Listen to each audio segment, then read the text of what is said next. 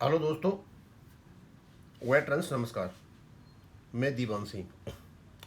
मैं बताना चाहूँगा, मैं एक कमेंट पढ़ रहा था किसी मेरे व्यूअर का, और शायद वो एक्स सर्विसमैन है। वो बैंकर भी होगा और एक्स सर्विसमैन भी होगा। वैसे आजकल हम बैंक पेंशन अपडेशन पर ही वीडियो बना रहे हैं, तो मैं सोचा उस बहाने से मुझे बताना तो था ही एक्स पे के ऊपर, क्योंकि उसकी 21 तारीख को सुनवाई हुई थी और मैं क्या क्या हुआ था वो सारी बातें बतानी है। तो पहले तो मैं यही बता देता हूँ, एक्स 62 का जो केस है, जो केस चला है, कल तारीख थी उसकी सुप्रीम कोर्ट में और सुनवाई हुई थी। सर जी good morning sir, X case के बारे में भी कुछ बताओ। 21/4/2026 को माननीय सुप्रीम कोर्ट में एक्स 62 केस की सुनवाई हुई। पिटिशनर्स के वकील ने बहस की, सीनियर एडवोकेट अहमदी साहब ने। लगभग बहस 1.5 घंटे चली। उनकी बहस आध घंटे से ज़्यादा बता रहे थे। मेरी सुशील चौधरी से जब बात हुई, अगली तारीख 28 है, जो रेस्पोंडेंट्स के वकील उसमें बहस करेंगे। लेकिन हमारी बहस में क्या हुआ वो मैं बता देता हूँ। मेरी वेंकटाचलम से बात हुई, उन्होंने लाइव देखा उसको और डिटेल में मुझे बताया, खास खास बातें, वो सारी बातें हुई जो हम जनरली बातें करते रहते हैं। गवर्नमेंट का लेटर हुआ, सब सीपीसी हुआ, कभी ये एक्स पे आया आया नहीं आया। अंत में वो लेकर के आगे कि जो आपका नोटिफिकेशन है 7/11/2015 का, उसमें किसी प्रकार की कोई कट ऑफ डेट नहीं है और होमोजीनियस ग्रुप को बांट दिया गया है। वो regardless of date of retirement, वो सारी बातें हुई, बहुत अच्छी तरीके से उन्होंने प्रभावशाली ढंग से रख दिया। बाद में कोर्ट ने यह पूछा कि इसको कट ऑफ करने के लिए, दो भागों में करने के लिए, प्री और पोस्ट करने के लिए लेटर किसने निकाला था। बस ये मेन पॉइंट था। हाँ, पता चला कि किसी अंडर सेक्रेटरी निकाला, जो अलाउड नहीं है। डीलिंकिंग ऑफ 30 ईयर्स में भी यही हुआ था और जो हम उसमें जीते थे।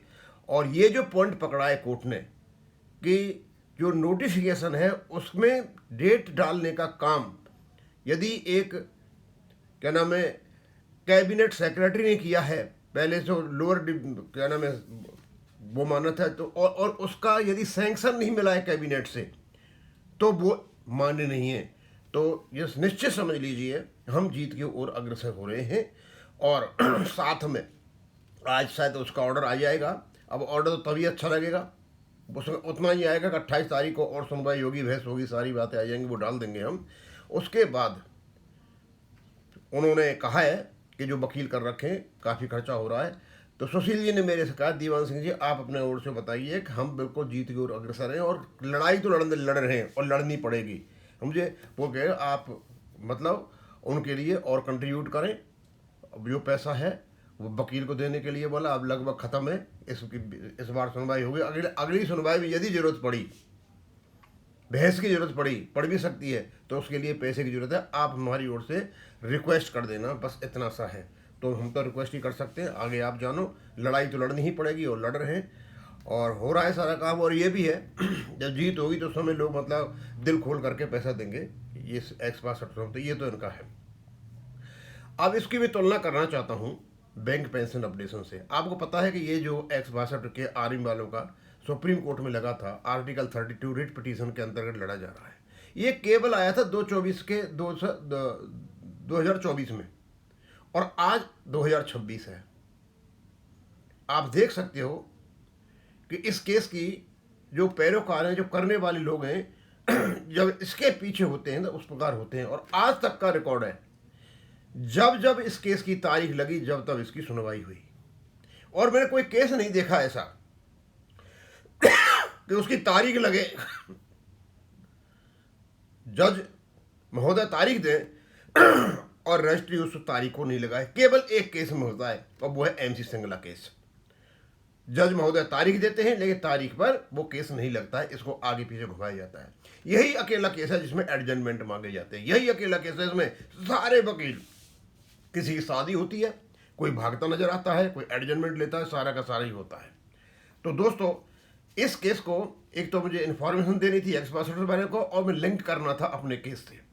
आज तक नहीं हुआ इस केस की, जब जब तारीख लगी, जब जब सुनवाई हुई। अब मैं चलता हूं आगे हमारे कुछ खुद के जो बैंकर्स हैं उन्हें कहते हैं, सर जी कोर्ट से तारीख पे तारीख, रजिस्ट्री ऑफिस में पारदर्शिता की कमी, बीएमएस से झूठा आश्वासन। ये जो बीएमएस की जो आप बात कर रहे हो, बीएमएस आपके नेता नहीं है, वो तो जबरदस्ती पैर फंसा रखा है उसने कि वो भला आदमी है। नहीं, अब उससे क्या लेन देना आपकी बैंक से। लेकिन फिर भी आपके 4-5 जो काम हुए हैं ना, फैमिली पेंशन, एक्स ग्रेसिया और डीए नोटिलाइजेशन 2023 से जो कुछ भी हुआ, ये इसी आदमी की वजह से हुआ है, समझे। और कोर्ट से नहीं होता तो बाद में इतने आश्वासन दे रखा है, हाँ हम दिलाएंगे आपको पेंशन अपडेशन, यदि कोर्ट की इंतजार कर रहे हैं। सरकार से एक्स ग्रेसिया की भीख, यूनियन के पीठ में चाकू के सिवाय क्या मिल रहा है, फिर भी हम पेंशनर ईश्वर के भरोसे धैर्य के अलावा कर भी क्या सकते हैं, ये निषाद साहब ने कहा। और एक और कमेंट आया मेरे उस पर, कहते हैं अरे सर जो सुप्रीम कोर्ट ने डीए पर अपनी तय राय लगभग निर्णय के समान, उसे ही लागू करवाने में महीनों लग जाएंगे। ये करेंगे ही नहीं भैया, ये इतने ढीठ हो चुके हैं कि इनको रेगुलेशन से, नियम से, कायदे से कोई मतलब नहीं है। ये बिल्कुल भ्रष्ट हो चुके हैं। और आईबीए और यूएफबी तो बिल्कुल ही भ्रष्ट हो गया, इनको कुछ भी पता नहीं है। ये तो इवन अपने रेगुलेशन को, जो पेंशन का रेगुलेशन है उसको ही नहीं मानते। पवित्र रेगुलेशन है, पवित्र ग्रंथ है, उसको ही नहीं मानते। इन्होंने चंडीगढ़ हाई कोर्ट में उसको धूल धूसरित कराया, इन्हें पूरी कोशिश कराई, और अब वो इनके गले पड़ गया। इनको शर्म आनी चाहिए उसको पढ़ने के बाद कि जिस प्रकार का जजमेंट है और जो जो पॉइंट इसमें दे रखे हैं। सब डीएफएस आईबीए आंख बंद करके बैठे हैं। अब संगला केस पहले महीने तक लटकाया जाएगा, फिर मुश्किल से टूटा फूटा फैसला आएगा, उसे लागू करते 2027 आ जाएगा, फिर कहा जाएगा 13 में बीपीएस में आईबीए और यूएबी कुछ न कुछ अवश्य करेंगे, सरकार सुनिश्चित करेगी। दोस्तों ये जो भी व्यक्ति हैं, विजय क्या हैं, इन्होंने जो अपना मत यहाँ व्यक्त किया है, आप अंदाज लगा सकते हो कि इन लोगों की जो कार्य प्रणाली है उसके प्रति हमारे बैंक पेंशनर कैसे बढ़िया भावना रखते हैं, क्या सद्भावना रखते हैं। मतलब ये मान के चलते हैं कि ये कोई काम करते ही नहीं है, ये उल्टे सीधे काम करते हैं सारे के सारे। बस ये जो धारणा बनी हुई है, ये धारणा इन लोगों के लिए खतरनाक है। मतलब लोगों ने आस ही छोड़ दिया है कि हमारा कोई करता धरता है और वो हमारे बारे में कुछ अच्छा बुरा करेगा। अब अंत में यही बताना चाहूँगा कि इन चीज़ों के माध्यम से मैं ये चीज़ बताना चाह रहा था, और जैसे ही X62 का ऑर्डर आता है, सुशील जी मेरे को भेजते हैं तो मैं बता दूंगा।